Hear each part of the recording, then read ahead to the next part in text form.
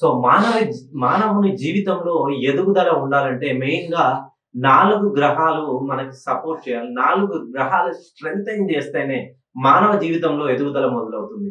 So ఎవరికైతే గురుబలం ఉంటుందో శని ప్రభావం వలన ఎటువంటి కష్టాలు రావో, రాహు కేతువుల వలన ఎటువంటి ఒడిదుడుకులొచ్చినా కేతువు వలన లభించేటువంటి స్ట్రెంగ్త్ వస్తుందో ఈ 2026 సంవత్సరంలో నేను చెప్పేటువంటి 4 నక్షత్రాల వాళ్ళకి అద్భుతంగా ఈ 4 గ్రహాల స్ట్రెంగ్త్ లభించబోతుంది.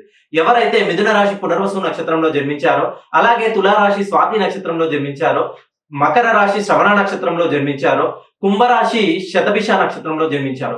ఈ 4 నక్షత్రాల్లో జన్మించిన వాళ్ళకి గురువు, శని, రాహు, కేతువులు అద్భుతంగా వీళ్ళ 4 గ్రహాల మూవ్‌మెంట్ వల్ల వీళ్ళ జీవితంలో అద్భుతాలు చోటెత్తబోతున్నాయి. ఎందుకనంటే గురుగ్రహం సపోర్ట్ వల్ల, గురుగ్రహ అద్భుత స్థాన చలనం వలన మన జీవితంలో ఆర్థికంగా ఎదుగుదల ఉంటుంది. ఎప్పుడైతే శని ప్రభావం ఉంటుందో, శని మనల్ని ఎప్పుడైతే విడనాడుతాడో, శని మనకి కృపనిస్తాడో ఆ రోజు నుండి వీళ్ళ జీవితంలో ఆర్థికంగా ఎదుగుదలతో పాటు సంఘంలో గౌరవ ప్రతిష్టలు పెరుగుతాయి.